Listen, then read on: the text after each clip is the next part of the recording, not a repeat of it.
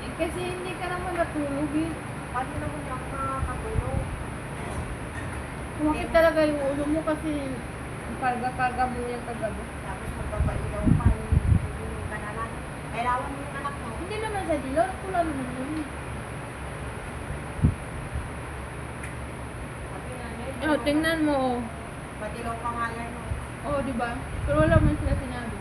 Sabi nga nito eh. Hindi naman mapulang nga eh. Mm-mm. Hindi, kasi Tingnan mo itong mata niya. Madilaw. Kasi lagi nakapikit yan eh. Tulog-tulog. 30 minutes.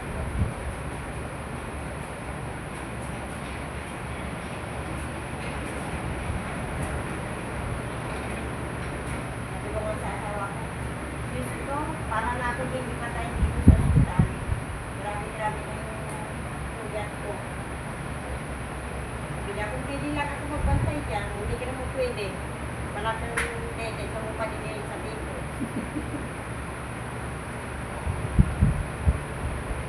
Pwede po ito eh. Sige, hindi ko ako magbantay dyan. Bawal ko.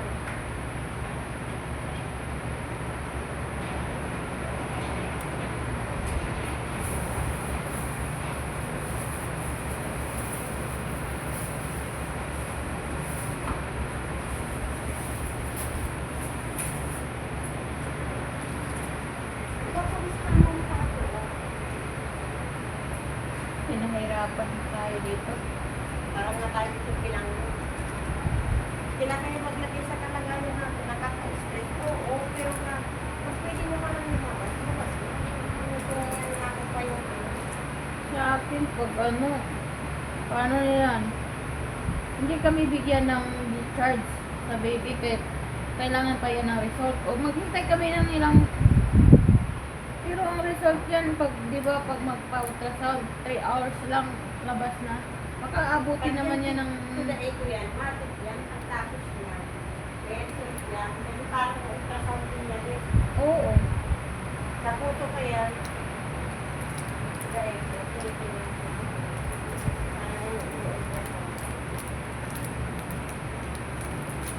Oh, sarap naman niya, oh. Alas 12, lagay mo naman doon.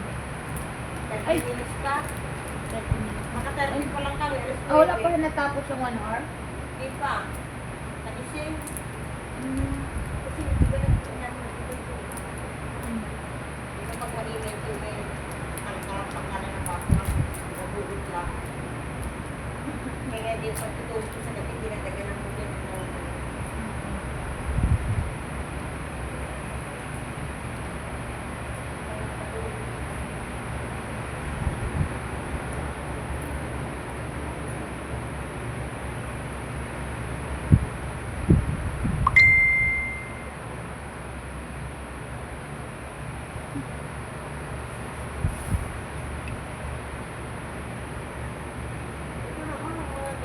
Paaraw ka lang lagi sa umaga.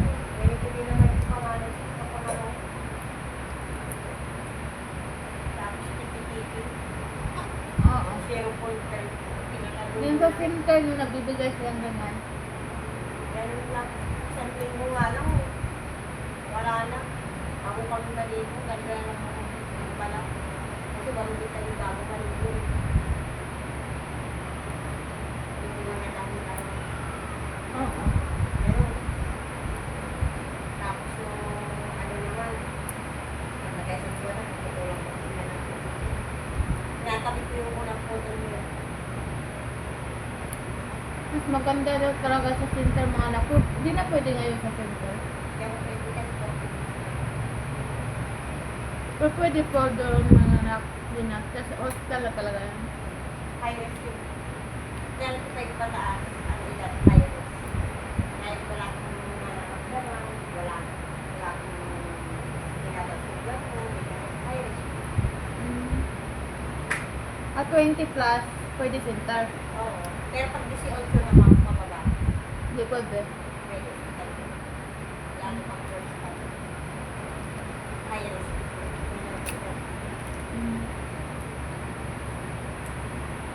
Marami nga ako nakapagpinag ko check up. 14. 15. 16. Ang bata. Sabi sa loob-loob ko, ang panganay ko gusto ko yun. Parang mga kasabay ko manugang ko Parang mga ako ko yun. Yung panganay ko, lalo na sa dulo. Sabi ko, mag-asawa ka na. Huwag mo tapusin pag-aaral. Huwag makatipid ako. Di ba, pumunta dito yun? Sama na naman. Nauna siya yung kamauwi ng ganito. Andun pala sa baba, kung nagsabi sa akin, andun siya sa baba. Kasama yung jowa. Ang ginawa ko dyan, wala daw, nakapunan siya. Tapos umakyat dito ng street, ako sa akin. Yung charger mo, test mo muna ako. Kasi lubat ako.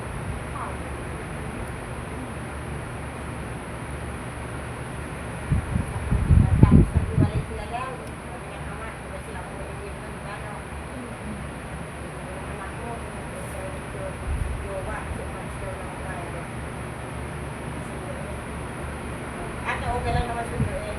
Yung pala, doon pumunta sa jowa, umuwi. Kahapon lang. Hapon umuwi na. Kahapon ba ito? Sa lindo? Ako mag-asawa ka na, maganyan ka. At magpapasok ka na naman, anak niya gastos ko sa iyo. Wala naman ang problema sa grades niya, kasi magtaas natin. Lalo na yun na. At mag-asawa yan, sagot pa rin sa'yo yan. Wala namang trabaho eh. Di sa'yo mahingi. Ay, kasalanan, gusto nila yan, may pinapagana sa akin. Mama pa rin yung ano yan. Bahala siya. Ako nag-asawa naman ako ng 20 ang edad ko. Meron di ako humingi sa magulang ko kami nag-asawa nito. Nay, walang muna ito ngayon. Kahit ako matubay nag-aalanan ng anak ko, nangungupano kami. Sa parang yung anak ko, di ba naman pinata ko. Hindi ko sabihin, oh, beto ganyan. Pag binigyan ka na yun, tanggapin namin. Hindi sabihin ko, nagreklamo kami. Kasi ang nanay niya, oh, yun.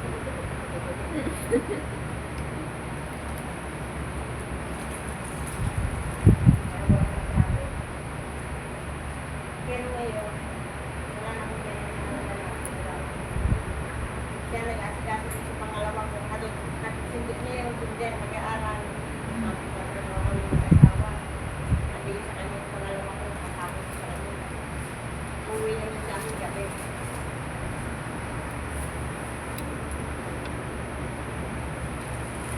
Anak ko pa naman sila. Hindi ginagamit yung tali.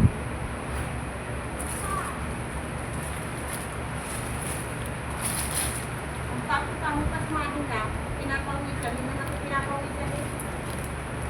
Bakit daw kung pinapawisan? Anong Pasmado. pasmado yung baby? Yung katawan, mga pasmado, mga nakalamig.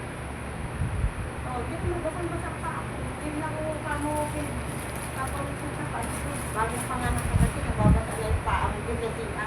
Oo. Ako kamo, pag nanganganak, hindi ko pinabasa yung paa ko kasi sa hindi pa ako nakalito. Lagi ako na pinila sa siya. Kamedya. Ba naman yung asawa ko, napitin ko nila sa 2 araw na. Kalit niya. Napunta ako na siya ako pa. Nakakalimutan ko lang, pag-aan ka kasi niya. Ano yung pangko?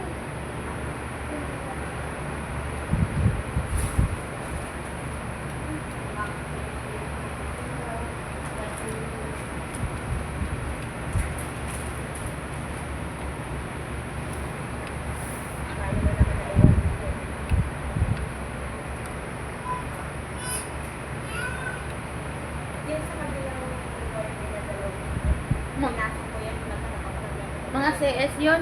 Lahat? ang pangit ang gusto ko yun.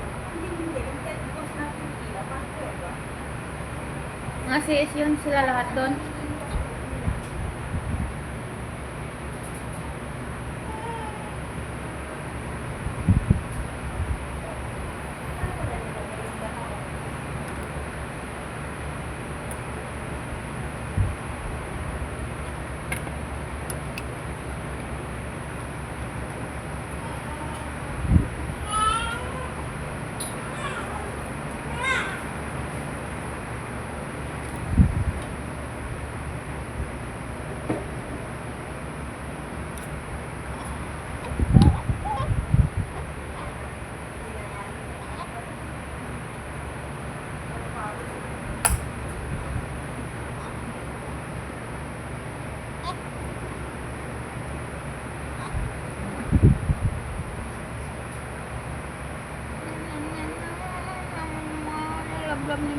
Love, love mo, mama.